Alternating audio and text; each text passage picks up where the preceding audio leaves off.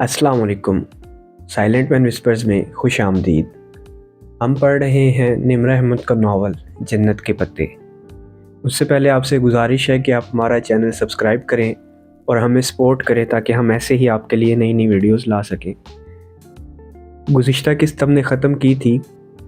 इरम के मुतल्लिक मज़ीद जानने की फ़िलहाल उसे तलब नहीं रही थी। उस रोज़ वो शाम में जल्दी सो गई थी। इशा के बाद आँख खुली, कुछ देर पढ़ती रही, फिर रोहेल से स्काइप पे घंटा भर बातें की और उसे तुर्की का सफ़रनामा सुनाकर खूब बोर किया। और अब भूख लगी तो किचन में आई थी। डीजे ने आलू मटर बनाया था जो सालन कम और कोई गदला पानी ज़्यादा लग रहा था, जिसमें मटर, आलू और प्याज तैर रहे थे। वो नाक चढ़ाते हुए इस मगलूबे को गर्म करने के लिए प्लेट में डाल रही थी कि डीजे ने पीछे से आकर बताया कि इसने हाले और अंजुम बाजी के साथ बयोकदा जाने का प्रोग्राम बना लिया है और कल 6 बजे की कोर्सल शटल पकड़नी है। बयोकदा? फिर बयोकदा? वो ओवन का दरवाज़ा बंद करती चौंक कर पलटी। पल भर में उसकी आंखों में नागवारी सिमट आई थी। हाले और अंजुम बाजी ने प्रोग्राम बनाकर मुझसे पूछा तो मैंने हामी भर ली। पानी की बोतल को खड़े खड़े मुंह से लगाते हुए डीजे ने शाने उचकाए। और यकीनन मेरी तरफ से भी हामी भर ली होगी। बिल्कुल। मैं कोई नहीं जा रही बेवकदा। मेरी तरफ से अंजुम बाजी को इनकार कर दो। वो पलट कर चीज़ें उठा पटक करने लगी। अंदाज में वाज़ेह झुंझलाहट थी। क्यों? इतना खूबसूरत जजीरा है, मुझे नहीं जाना उधर, बस कह दिया ना। वो रेफ्रिजरेटर का ऊपरी फ्रीज़र खोले पैकेट इधर उधर करने लगी। बालों का ढीला जूड़ा उसकी गर्दन की पुश्त पे झूल रहा था। मगर क्यों? वो अब्दुर्रहमान पाशा का जजीरा है और मैं उस आदमी की शक्ल भी नहीं देखना चाहती। उसने रोटियों का पैकेट निकाल कर फ्रीज़र का दरवाज़ा ज़ोर से बंद किया। पैकेट मेज़ पे रखा, जमी हुई 2 रोटियां निकाली और प्लेट में रखी। इन मैदे की बनी तुर्क रोटियों का नाम उन्हें मालूम नहीं था, बस दिया स्टोर पे वो फ्रीज़र में नज़र आई थी और इतनी समझ तो इन्हें थी कि इन्हें माइक्रोवेव में गर्म करके खाते हैं। तब से वो यही रोटियां खा रही थी। डीजे इसकी रोटी ओवन में रखने तक सख्ते से बाहर आ चुकी थी। अब्दुर्रहमान पाशा? वो जिसका जिक्र हमारे होस्ट आंटी ने किया था? हाँ वही, क्रिमिनल स्मगलर। मगर उसका क्या जिक्र? हाले ने कहा था कि हाले को छोड़ो, मैं सब बताती हूँ। पहले कैचअप लाओ, फिर अंजुम बाजी को कॉल करके कल का प्रोग्राम कैंसिल करो। खाना खाकर वो दोनों बाहर आ गई। रात गहरी हो चुकी थी। दोनों ने ऊनी स्वेटर पहन रखे थे। वो डोरम ब्लॉक से बाहर निकलकर बातें करते सब्ज़ाज़ार पर चलती गई। पहले डीजे ने अंजुम बाजी को फ़ोन करके माजरत की और जब उसे लगा कि वो ज़रा नाराज़ हो गई हैं क्योंकि इन दोनों ने खासी पाकिस्तानी हरकत की थी और तुर्की में कमिटमेंट तोड़ना बहुत बुरा समझा जाता था, उस पाकिस्तानी हरकत को संभालने के लिए हया ने फ़ोन ले लिया और इन्हें बताया कि इसकी फूफो ने कल इसे और इसकी फ्रेंड को अपने घर इनवाइट किया है। अंजुम बाजी इसकी दावत कबूल करके इनके साथ चलें, बयोकदा फिर किसी रोज़ चले जाएंगे। यूँ अंजुम बाजी मान गई और अब वो दोनों चलते चलते दिया स्टोर के सामने वाले फुआरे के मुंडीर पे आ बैठी थी। फुआरे का पानी छींटे उड़ाता हुआ नीचे गिर रहा था और इस पानी में बनते मिटते बुलबुलों को देखते हुए हया ने सारी कहानी अलिफ्ता ये उसको सुना डाली। डीजे कितनी देर तो चुप बैठी रही, फिर आहिस्ता आहिस्ता सोच कर कहने लगी, तो वो पिंकी मेजर अहमद था जो हमें मार्केट में मिला था? बिल्कुल। और डोली असली ख्वाजा सिरा था? शायद वो उनका पुराना मुलाजिम है। और तुम मुँह उठाकर उसके घर चली गई? मुँह उठाकर क्या, मेरा पासपोर्ट था उस पर्स में। और अच्छा ही हुआ, सारी बात तो क्लियर हो गई। वो अपनी गलती मानती ये नामुमकिन था। मगर तुमने उसे फ़ोन करके बहुत गलती की, तो भुगत रही हूँ ना वो गलती। उस जालिम शख्स ने ये नहीं सोचा कि जिहान के पास इस रेस्टोरेंट के अलावा कुछ नहीं है और उसने इसी को तबाह बर्बाद कर दिया। अब यकीनन वो इसकी लैंड लेडी को शह देगा कि वो रेस्टोरेंट वापस हासिल कर ले। वो सख्त नादिम थी। तुम्हें क्या लगता है वो तुमसे वाकई मोहब्बत करता है? किसी को अजियत पहुंचाना मोहब्बत नहीं होती। کچھ دیر وہ یوں ہی اس بات کو ہر پہلو سے ڈسکس کرتی رہیں، پھر ڈی جے نے ہاتھ اٹھا کر حتمی انداز میں کہا، ایک بات تو طے ہے، اب یہ معاملہ ختم ہو چکا ہے، وہ اب تمہارے پیچھے نہیں آئے گا۔ وہ سر ہلا کر اٹھ گئی۔ رات بہت بیت چکی تھی، اب ان کو واپس جانا تھا۔ سبزہ زار پر چلتے ڈورم بلاک کی طرف بڑھتے ہوئے وہ سوچ رہی تھی کہ اپنے مسئلے کسی کو بتانے سے وہ حل نہیں ہوتے۔ دل کا بوجھ کسی کے سامنے ہلکا کرتے کرتے بعض دفعہ ہم اپنی ذات کو ہی دوسرے کے سامنے ہلکا کر دیتے ہیں۔ پریشانیاں بتانے سے کم ہو سکتی ہیں، ختم نہیں، جیسے اس کی پریشانی ابھی تک اس کے ساتھ تھی۔ کلاس روم کی کھڑکیوں سے سورج کی روشنی چھن کر اندر آ رہی تھی۔ صبح کی نم ہوا بار بار شیشوں سے ٹکرا کر واپس پلٹ جاتی۔ جیو انفارمیشن کے سسٹم کے پروفیسر اپنے مخصوص انداز میں لیکچر لے رہے تھے۔ اس کے ساتھ بیٹھی ڈی جے بظاہر بہت توجہ سے لیکچر سنتی رجسٹر پہ لکھ رہی تھی۔ وہ ہر چند لفظ لکھ کر سر اٹھا کر پروفیسر کو دیکھتی، ذرا غور سے ان کے اگلے الفاظ سنتی اور پھر سمجھ کر سر ہلاتی دوبارہ لکھنے لگ جاتی۔ حیا نے ایک نگاہ اس کے رجسٹر پہ ڈالی، وہاں اس کا چلتا قلم لکھ رہا تھا، تم لوگوں کا اسپرنگ بریک کا کیا پروگرام ہے، کدھر جاؤ گے اور کون کون تمہارے ساتھ جا رہا ہے؟ آخری لفظ لکھ کر اس نے گردن سیدھی کر کے پورے اعتماد سے پروفیسر کو دیکھتے ہوئے رجسٹر دائیں جانب بیٹھے معتصم کو پاس کر دیا۔ یہ ان کی اور فلسطینیوں کی واحد مشترکہ کلاس تھی۔ معتصم نے ایک نگاہ کھلے رجسٹر پہ ڈالی اور پھر سر جھکا کر کچھ لکھنے لگا۔ جب رجسٹر واپس ملا تو اس پہ انگریزی میں لکھا تھا، ہم ٹرکی کے ٹور پہ جا رہے ہیں، 7 دن میں 7 شہر، ہم پانچوں اور ٹالی، اور تم لوگوں کا کیا پروگرام ہے؟ اوف، پھر یہ ٹالی؟ ڈی جے کوفت سے جواب لکھنے لگی، ہم بھی 7 دنوں میں 7 شہر گھومنے کا سوچ رہے ہیں۔ اس نے رجسٹر آگے پاس کر دیا اور پھر ذرا ٹیک لگا کر بیٹھ گئی۔ معتصم اب صفحے پہ چند الفاظ گھسیٹ رہا تھا، تو ہمارے ساتھ چلو نا، تم لوگوں کو کب نکلنا ہے؟ پہلی چھٹی والے دن، ہم نے دوسری چھٹی پہ نکلنا ہے، سو تمہارے ساتھ مشکل ہوگا، چلو پھر چھٹیوں کے بعد ملیں گے۔ No problem. معتصم نے ساتھ ایک مسکراتا ہوا چہرہ بنایا۔ حیا دانت پہ دانت جمائے بمشکل جمائیاں روکنے کی صحیح کر رہی تھی۔ اسے اس کلاس سے زیادہ بورنگ کوئی کلاس نہیں لگتی تھی۔ دفعتاً معتصم نے رجسٹر ڈی جے کی طرف بڑھایا تو اس پہ لکھے الفاظ کو پڑھ کر ڈی جے نے رجسٹر حیا کے سامنے رکھ دیا۔ حیا نے ذرا سی گردن جھکا کر دیکھا، اوپر اس نے انگریزی میں لکھا تھا، ٹرانسلیٹ ان اردو پلیز۔ اس کے نیچے عربی عبارت لکھی تھی، کیف حالک؟ حیا نے قلم انگلیوں کے درمیان پکڑا اور اردو ہجوں میں لکھا، آپ کا کیا حال ہے، اور رجسٹر واپس کر دیا۔ معتصم اور حسین کو آج کل ڈی جے سے اردو الفاظ سیکھنے کا شوق چڑھا ہوا تھا۔ اس کلاس میں وہ یوں سارا وقت عربی الفاظ لکھ لکھ کر ان کو دیتے تھے۔ چند لمحوں بعد اس نے صفحہ پھر حیا کے سامنے کیا، اب کہ اس پہ لکھا تھا حالی بخیرن۔ حیا نے چڑھ کر نیچے لکھا، میں بالکل ٹھیک ٹھاک ہوں اور آپ کی خیریت ٹھیک چاہتی ہوں۔ اتنا لمبا کیوں لکھا؟ ڈی جے نے حیرت سے سرگوشی کی۔ اگر چھوٹا لکھتی تو فوراً ہی اسے سیکھ کر مجھ سے آج ہی کی تاریخ میں پوری فیروز اللغات لکھواتا۔ اب اچھا ہے نا، پورا دن ٹھیک پڑھنے میں گزار دے گا۔ اور معتصم سے کلاس کے اختتام تک ٹھیک سے نہیں پڑھا گیا تھا۔ کلاس ختم ہوئی تو وہ واپس ڈورم میں آئیں۔ منہ ہاتھ دھو کر تیار ہونے میں کافی وقت لگ گیا۔ اس نے ایک مور پنکھ کے سبز رنگ کا پاؤں کو چھوتا فراک پہنا۔ فراک کی آستین تنگ چوڑی دار تھیں اور نیچے پاجامہ تھا۔ پورا لباس بالکل سادہ تھا۔ بال اس نے کھلے چھوڑ دیے اور کاجل اور نیچرل پنک لپسٹک لگا کر ڈی جے کی طرف پلٹی۔ کیسی لگ رہی ہوں؟ ڈی جے جو بالوں میں برش کر رہی تھی رک کر اسے دیکھنے لگی۔ بالکل پاکستان کا جھنڈا، دفع ہو جاؤ۔ تقریباً 1.5 گھنٹے بعد وہ دونوں حالے اور انجم باجی کے ساتھ جہانگیر میں واقع پھپھو کے گھر کے سامنے کھڑی تھی۔ پھپھو کو بتا تو دیا تھا نا، یہ نہ ہو کہ وہ کہیں میں نے تو انوائٹ ہی نہیں کیا تھا؟ ڈی جے نے آہستہ سے پوچھا۔ ہاں ہاں بتا دیا تھا، اس نے سرگوشی میں ڈی جے کو جواب دیتے ہوئے ڈور بیل بجائی۔ پھوپھو ان سے بہت اتفاق سے ملی۔ لیونگ روم میں بیٹھنے تک ہی تعارف کا مرحلہ تمام ہو گیا۔ حیا، آج تو تم نے گھر میں رونق کر دی ہے۔ وہ واقعتاً بہت خوش تھی۔ حیا ان کے گھر کو اپنا سمجھ کر دوستوں کو ساتھ لائی ہے۔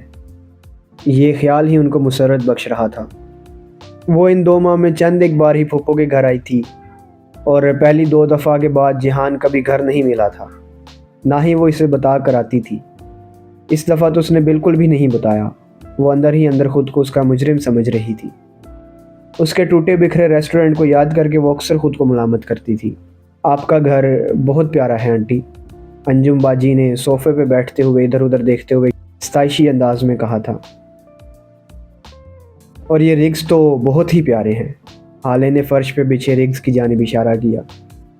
اور میری پھپھو بھی بہت پیاری ہیں۔ وہ پھپھو کے شانوں کے گرد بازو حمائل کیے مزے سے بولی تو پھپھو ہنس دی۔ ڈی جے نے آہستہ سے سرگوشی کی۔ اور پھپھو کا بیٹا بھی بہت پیارا ہے۔ حیا نے زور سے اس کا پاؤں دبایا۔ وہ بس سی کر کے رہ گئی۔ چلو تم لوگ ادھر بیٹھو، میں ابھی آتی ہوں۔ اچھے میزبانوں کی طرح پھپھو مسکرا کر کہتے ہوئے راہداری کی طرف مڑ گئی، جس کے دوسرے سرے پہ کچن تھا۔ کچن کا دروازہ کھلا تھا اور صوفوں پہ بیٹھے ہوئے انہیں کچن کا آدھا حصہ نظر آتا تھا۔ پھپھو، وہ ان کے پیچھے ہی چلی آئی۔ ارے تم کیوں آ گئی؟ ان کو کمپنی دو نا۔ وہ فریزر سے کچھ جمے ہوئے پیکٹ نکال رہی تھی۔ وہ ایک دوسرے کو کافی ہیں۔ آپ سنائیں، انکل اوپر ہیں؟ میں نے سوچا ان سے مل لوں۔ جب بھی آتی ہوں عموماً ان کے سونے کا وقت ہوتا ہے، ملاقات ہی نہیں ہو پاتی۔ وہ یہ تو نہیں کہہ پائی کہ جب بھی وہ آتی تھی پھپھو ان کو دعا دے کر سلا دیتی تھی تاکہ کوئی بدمزگی نہ ہو۔ ہاں شاید جاگے ہوئے ہوں، تم اوپر دیکھ لو۔ اچھا، اور جہان کے ریسٹورنٹ کا کیا بنا؟ کچھ لوگوں نے نقصان کر دیا تھا شاید، ذرا سرسری انداز میں پوچھا۔ ہاں، اچھا خاصا نقصان ہو گیا ہے اس کا، کافی چڑچڑا رہنے لگا ہے اس دن سے، بس دعا کرنا۔ وہ پرملال لہجے میں کہتے ہوئے کیبنٹ سے کچھ نکال رہی تھی۔ وہ واپس آئی تو ڈی جی اور حالے پھپھو کے گھر کی ستائش پہ تبصرہ کر رہی تھی، جبکہ انجم باجی بہت غور سے ٹی وی پہ کارٹون نیٹ ورک دیکھ رہی تھی، جس کے کارٹون ترک میں ڈب کیے گئے تھے۔ اس بانجی میں جو واحد شے دیکھنے کا موقع نہیں ملتا وہ ٹی وی تھا۔ ان کو مصروف پا کر وہ زینہ چڑھنے لگی۔ کندھے سے لٹکتے شیفون کے سبز دوپٹے کا کنارہ زینوں پہ پھسلتا اس کے پیچھے اوپر آ رہا تھا۔ سکندر انکل کے کمرے کا دروازہ بند تھا۔ اس نے ہولے سے انگشت کی پشت سے دستک دی، پھر ڈور نوب گھما کر دروازہ دھکیلا۔ کمرے میں نیم تاریکی سی چھائی ہوئی تھی۔ باہر دھوپ تھی مگر بھاری پردوں نے اس کا رستہ روک رکھا تھا۔ سکندر انکل بستر پہ لیٹے تھے، گردن تک کمبل ڈالا تھا اور آنکھیں بند تھیں۔ انکل، اس نے ہولے سے پکارا۔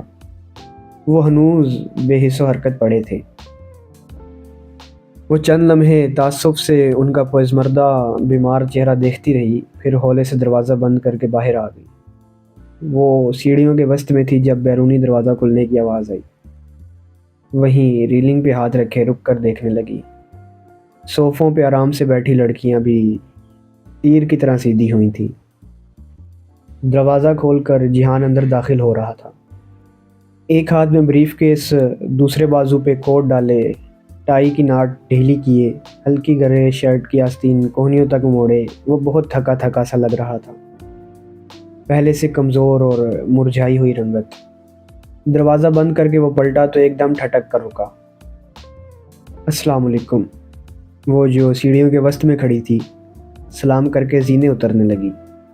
جہان نے چونک کر سر اٹھایا، پھر اسے دیکھ کر سر کے اشارے سے سلام کا جواب دیا۔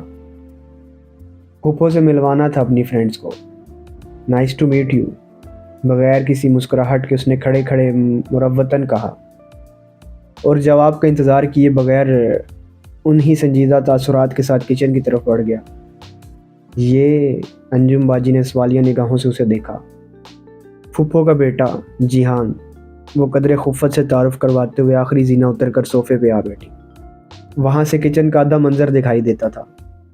جہان کا کوٹ راہداری میں لگے سٹینڈ پہ لٹکا تھا اور بریف کیس کاؤنٹر پہ وہ خود بھی کاؤنٹر سے ٹیک لگا کر کھڑا پانی کی بوتل منہ سے لگائے گھونٹ بھر رہا تھا۔ ساتھ ہی پھپھو کیبنٹ سے کچھ نکالتی دکھائی دے رہی تھی۔ گھر چھوٹا تھا اور راہداری مختصر، سو کچن میں گفتگو کرتے افراد کی آوازیں صاف سنائی دیتی تھیں۔ نے زمن جلدی، وہ بوتل رکھ کر ان کی طرف متوجہ ہوا۔ امن سمدی، جواباً ذرا کھڑے انداز میں درشتی سے ترک میں کچھ بولا تو ڈی جے سے کچھ کہتی حالے نے چونک کر کچن کی طرف دیکھا۔ جیہان، پھپھو نے تنبیہی نگاہوں سے اسے گھورا۔ اس نے جواب میں خاصی تلخی سے کچھ کہتے ہوئے بوتل میز پہ رکھی۔ حالے نے قدرے بے چینی سے پہلو بدلا۔ حیا اس کے چہرے کے الجھے تاثرات بغور دیکھ رہی تھی۔ وہ کچھ دیر بعد ذرا سوچ کر بولی، حیا، استقلال اسٹریٹ میں آج لیویز پہ سیل لگی ہے، وہ چیک نہ کر لیں؟ اٹھنے کا ایک بہانہ۔ حیا گہری سانس لے کر کھڑی ہو گئی۔ ڈی جی اور انجم باجی بھی کچھ سمجھ پا رہی تھی۔ ہاں چلو، میں ذرا پھپھو کو بتا دوں۔ وہ کچن کی طرف آ گئی۔ باقی لڑکیاں صوفوں سے اپنے اپنے بیگ اٹھانے لگیں۔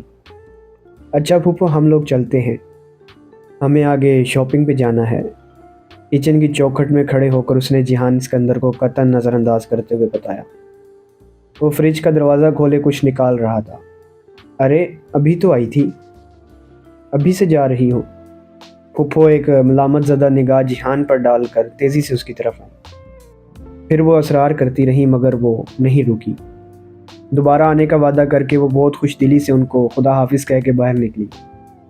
ڈور میٹ پہ رکھے اپنے جوتوں میں پاؤں ڈالنے تک اس کے چہرے سے مسکراہٹ غائب ہو گئی تھی اور اس کی جگہ اسپاٹ سی سختی نے لے لی تھی۔ ان چاروں کے آگے خاموشی سے سڑک کے کنارے چلنے لگی۔ جب وہ کالونی کا موڑ مڑ کر دوسری گلی میں داخل ہوئی تو وہ تیزی سے حالے کی جانب گھومی۔ حالے، جہان نے پھپھو سے کیا کہا تھا؟ جانے دو حیا، حالے نے نگاہیں چرائیں۔ اسکارف میں لپٹا اس کا چہرہ قدرے پھیکا سا تھا۔ حالے مجھے بتاؤ اس نے کیا کہا؟ حیا، وہ کسی اور بات پہ اپسیٹ ہوگا، تم چھوڑو اس قصے کو۔ حالے نور چولو لو، میں تم سے کچھ پوچھ رہی ہوں۔ اس نے کندھوں سے پکڑ کر حالے کو جھنجھوڑتے ہوئے اس کا پورا نام لیا۔ چولو یعنی اس گاؤں کی حالے نور۔ اچھا ٹھیک ہے پھر سنو۔ اس نے پہلے پوچھا کہ یہ کب آئی ہیں، پھر کہا کہ ان کے لیے اتنا پھیلاوا کرنے کی کیا ضرورت ہے، اور اس نے کہا کہ میں سارا دن کتوں کی طرح اس لیے نہیں کماتا کہ آپ یوں ضائع کر دیں۔ اس کے کندھوں پہ رکھے حیا کے ہاتھ نیچے گرے۔ بہت آہستہ سے وہ پلٹ گئی۔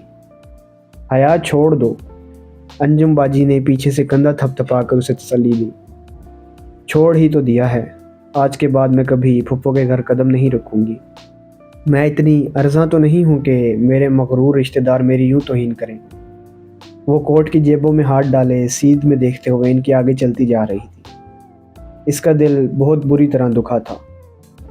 رات سمانجی کے گرد و نواح پہ اپنے پر پھیلائے ہوئے تھی۔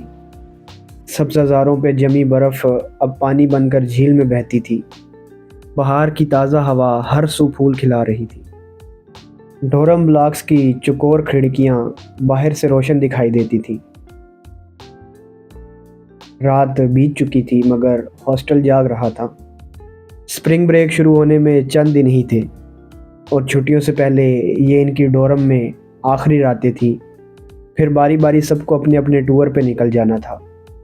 خدیجہ، حیا، ٹالی اور چیری کے ڈورم میں رونق اپنے عروج پہ تھی۔ حیا کی کرسی پہ سوئٹزرلینڈ کی سارا ایکسٹینشن کا ریسیور کان سے لگائے بیٹھی تھی۔ مسکراہٹ دبائے انگلی پہ سنہری بالوں کی لٹ لپیٹتے ہوئے وہ کہہ رہی تھی، میرا فیوریٹ کلر تو بلو ہے۔ اوہ، تمہارا بھی یہی ہے مومن؟ وہ کہنے کے ساتھ بمشکل ہنسی روکے ہوئے تھی۔ مومن کافی دنوں سے اس کی توجہ لینے کی کوشش کر رہا تھا مگر وہ اس کو دکھانے کے لیے ہال اینڈ کے لطیف کے ساتھ نظر آتی تھی۔ لطیف خالص ڈچ اور کیتھولک تھا مگر افغانستان میں پیدا ہونے کے سبب اس کے ماں باپ نے اس کا نام اپنے کسی افغان دوست لطیف کے نام پہ رکھا تھا۔ یوں وہ فلسطینیوں کا بہت اچھا دوست بن چکا تھا سوائے مومن کے۔ سامنے ڈی جے کی کرسی پہ حالے بیٹھی تھی اور اس کے مقابل کاؤچ پہ اسپین کی سینڈرا تھی۔ وہ دونوں اپنے درمیان ایک میگزین کھولے تبصرہ کر رہی تھی۔ اس تھیم کے ساتھ یہ کنٹراسٹ کچھ اوور لگے گا نہیں؟ حالے متذبذب سی سینڈرا سے پوچھ رہی تھی۔ چیری اپنے بینک کی سیڑھی کے ساتھ کھڑی اپنی کی پاؤ آئل کی آدھی شیشی ان کو دکھاتے ہوئے بار بار نفی میں سر ہلاتے ہوئے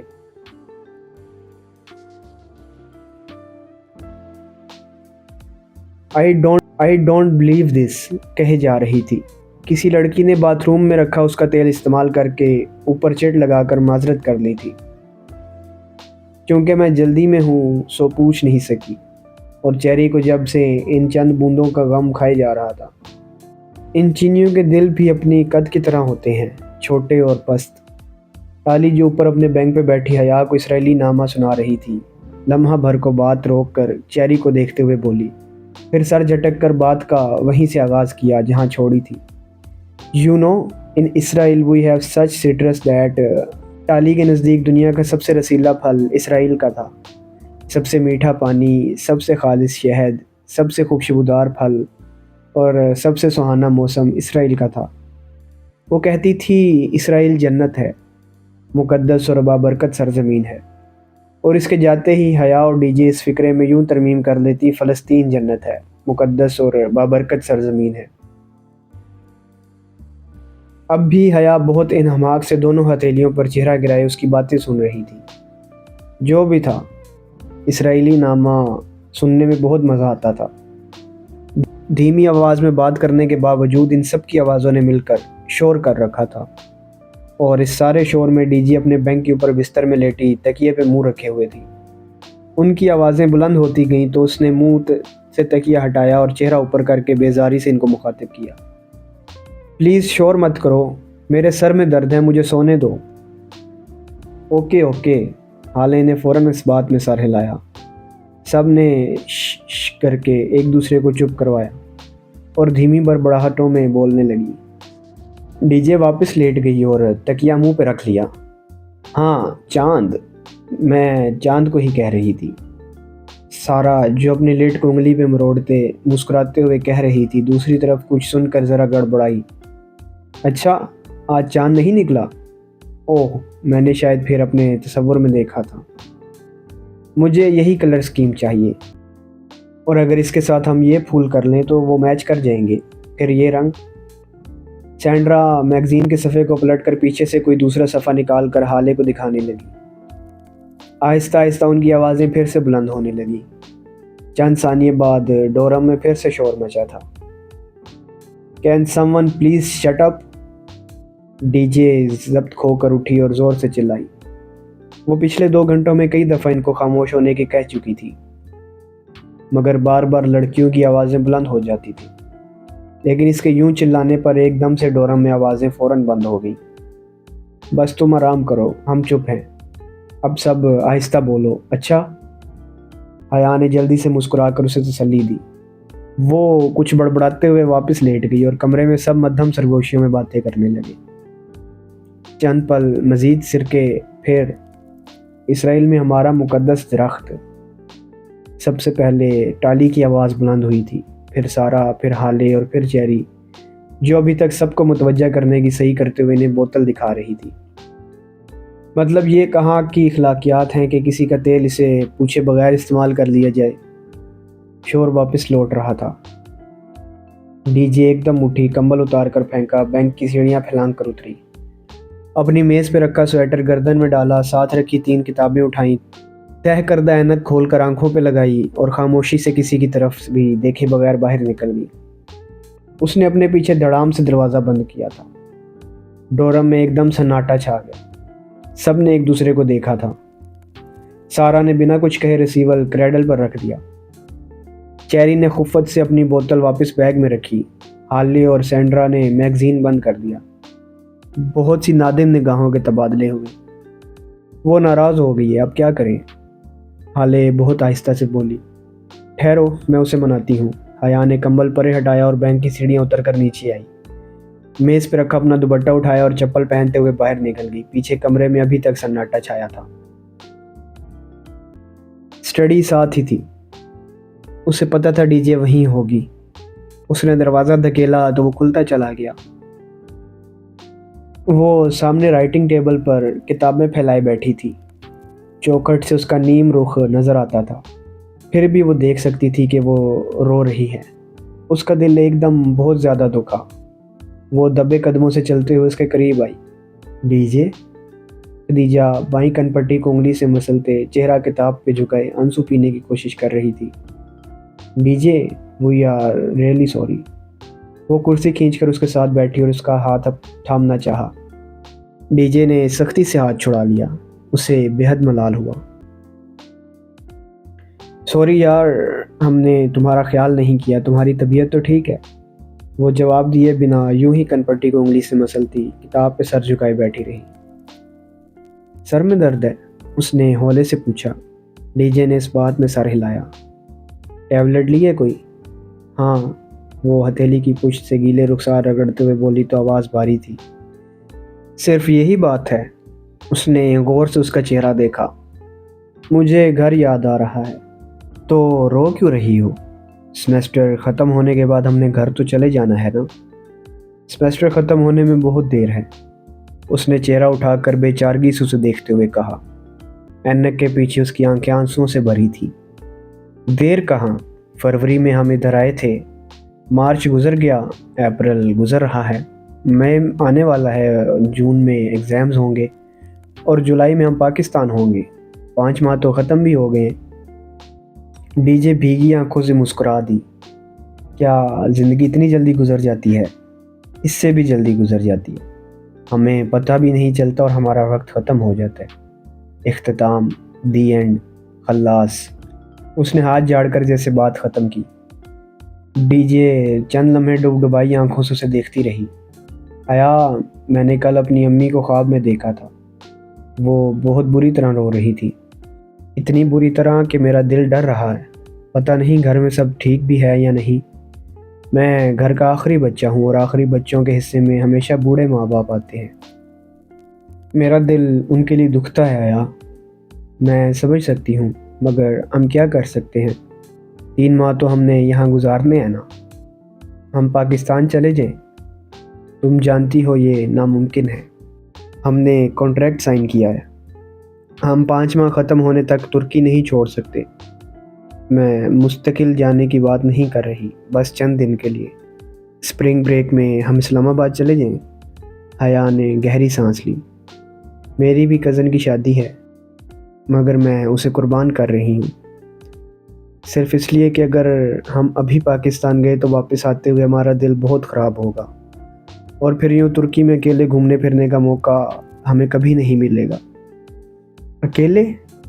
ڈی جے نے استہزائیہ سر جھٹکا۔ تمہیں پتہ ہے ہم دونوں نے اسکالرشپ پروگرام کے لیے کیوں اپلائی کیا تھا؟ کیونکہ ہم دونوں کو اکیلے آزادی سے وقت گزارنے کا شوق تھا، ایسی آزادی جس میں ابو اور بھائیوں کی روک ٹوک نہ ہو۔ مگر انسان آزاد تب ہی ہوتا ہے جب وہ تنہا ہوتا ہے، اور یہ تنہائی قید کر لیتی ہے۔ ہر آزادی میں قید چھپی ہوتی ہے، جیسے اب ہم ترکی میں قید ہیں اور مجھے لگتا ہے کہ ہم کبھی پاکستان واپس نہیں جا سکیں گے۔ حیا نے جیسے تعصب سے نفی میں گردن ہلائی، پھر نگاہ میز پہ رکھی ڈی جے کی موٹی سی فلسفے کی کتاب پہ پڑھی، جس کے سر ورق پر سقراط کی تصویر بنی تھی۔ اس کی پیشانی پہ بل پڑ گئے۔ ارے ہٹاؤ اس بوڑھے انکل کو، جو پڑھ پڑھ کر تمہارا دماغ خراب ہوا ہے۔ سقراط کو کچھ مت کہو، ڈی جے نے تڑپ کر کتاب پیچھے کی۔ افلاطون گواہ ہے کہ سقراط نے کس عظمت و بہادری سے زہر کا پیالہ پیا تھا، میری تو 7 نسلوں پہ احسان کیا تھا۔ وہ تنگ کر کہتے ہوئے کھڑی ہو گئی۔ اور ہم کوئی پاکستان نہیں جا رہے، 7 دن اور ترکی کے 7 شہر، یہ پروگرام ہے ہمارا۔ ڈن؟ ڈن، ڈی جے مسکرا دی۔ اور سنو، آج ٹائم چینج ہو گیا ہے، گھڑی 1 گھنٹہ آگے کر لو۔ وہ ڈی جے کو نارمل ہوتا دیکھ کر ٹالی کا اسرائیل نامہ سننے واپس چلی گئی۔ او نہیں، یہاں بھی وہی مشرف والا نیا ٹائم پرانا ٹائم۔ ڈی جے نے چنجلاتے ہوئے کتاب کھول لی۔ اسے نئے ٹائم پرانے ٹائم سے زیادہ کوفت کسی شے سے نہیں ہوتی تھی۔ آج کے لیے اتنا ہی، ہم آپ سے ملیں گے نیکسٹ ویڈیو میں انشاءاللہ۔ تب تک کے لیے اپنا خیال رکھیے، اللہ حافظ۔